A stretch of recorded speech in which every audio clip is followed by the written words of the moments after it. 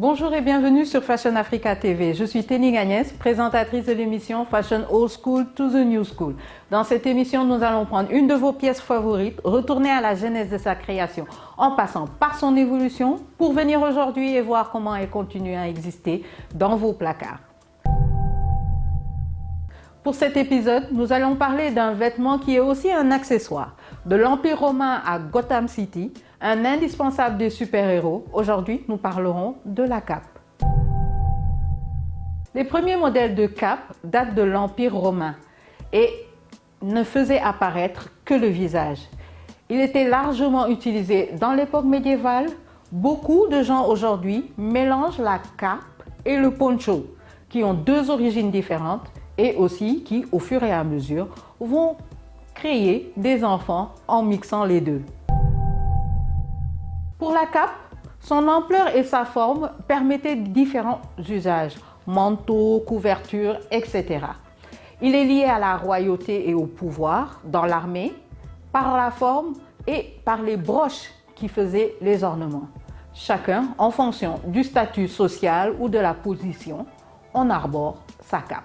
Il est aussi lié à la religion et au costume ecclésiastique, en usage dans le clergé catholique. Il a fait aussi objet de nombreux changements au cours du siècle et chaque couleur a une définition. À la Renaissance, ces coupes deviennent beaucoup plus ajustées à la clientèle, beaucoup plus bourgeoise. La cape est liée aussi aux enfants, un vêtement indispensable pour les enfants.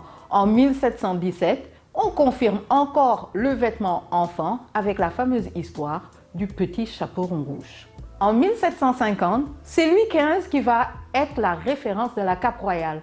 Posée par-dessus son armure, sa cape est en velours bleu et bordée de fils d'or, représentant les fleurs de lys, emblème royal. La version qui va protéger les militaires de la pluie ou du froid sera introduite en 1764 par le colonel William Smith dans l'armée britannique. À l'époque victorienne, la cape devient de plus en plus jolie. Parfois raccourcie, elle est idéale pour couvrir une robe ou bien dissimuler le petit ventre de grossesse, ce qui fait à ce moment-là un habit très prisé par les femmes. Puis, elle va évoluer en fonction du climat ou des tendances. 1861, l'hiver très froid, la cape s'orne de velours, de fourrure et elle devient assez longue. En 1863, la mode déclare que la cape devient un vêtement fashion. Un peu plus tard, une version intermédiaire apparaît, ni courte ni longue, mais elle couvre les hanches. Nous sommes en 1880 et des illustrations montreront un modèle assez distinctif avec des formes accentuées par des finitions et une capuche qui n'est jamais portée, mais qui est là tout de même dans cette version. Cette cape porte le nom de pèlerine. À partir de 1890, le design devient beaucoup plus élaboré et s'approche plus du manteau que de la cape. On assiste alors à l'apparition d'un col de plus en plus montant. En 1900, le col est encore plus montant. On parle même du dog collar en anglais. Par contre, à partir de 1910, la cape devient beaucoup plus rare, les femmes préférant porter des manteaux ou des vestes. Pendant les années 20, aux États-Unis, la cape est portée courte et en fourrure pour les femmes. Jeanne Lanvin va en premier mettre en avant sa version avec des couleurs un peu plus différentes que d'habitude. On passe au vert très léger ou au vert trait. Elle est suivie à la même année de très près par Schiaparelli qui, pour Apollo of Versailles, propose elle aussi une version avec des couleurs différentes et surtout avec le fameux velvet. Pour les hommes par contre, la matière est de plus en plus lourde et foncée. On voit le gris chiné faire son apparition. À l'époque, il fait mettre en avant cette carte du mystérieux. Pourquoi? Zorro. Effectivement, ce film fait un tabac à cette époque et va pousser les hommes à être attirés par des matières beaucoup plus masculines, beaucoup plus foncées. Pendant les Trente Glorieuses, elle est portée par les jeunes femmes aisées pour progressivement tomber en désuétude. Elle est bien plus plébiscitée dans sa version longue pour couvrir les robes de soirée. On continue à avoir une version assez masculine, mais beaucoup plus longue, et à savoir qu'à la même époque, les super-héros commencent à prendre le dessus, Superman, Batman, dans le monde de la bande dessinée. En 1936, Schiaparelli, l'italienne, revient au devant de la scène avec son annonce choc de la collection haute couture de l'hiver de cette année. Mais c'est 2 ans plus tard qu'elle va devenir encore plus célèbre avec la collection Circus. Les mannequins avaient des capes rose shocking sur leurs costumes, des dresseuses de fauve surréalistes, véritable affirmation de la femme. À ce moment, elle devient une des plus grandes créatrices avec la cape. En 1940, on commence à voir l'adaptation au cinéma des super-héros de bande dessinée. Batman en 1943 et en 1947, la cape sombre revient en force chez les hommes. Les hommes commencent à avoir des matières un peu plus recherchées, le daim ou la laine polaire.